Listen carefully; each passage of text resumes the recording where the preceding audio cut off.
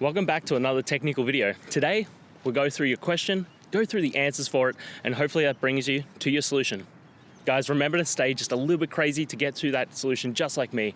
And let's get started.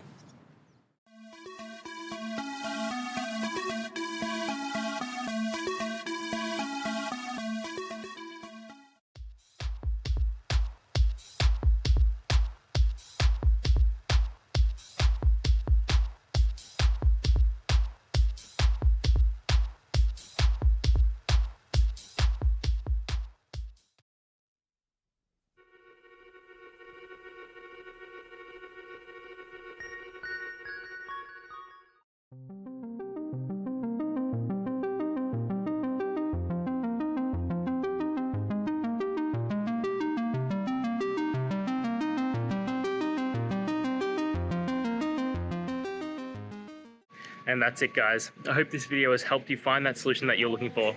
If it did, please hit the subscribe button. I'd really appreciate it. And until next time, I hope you have a good one. Cheers.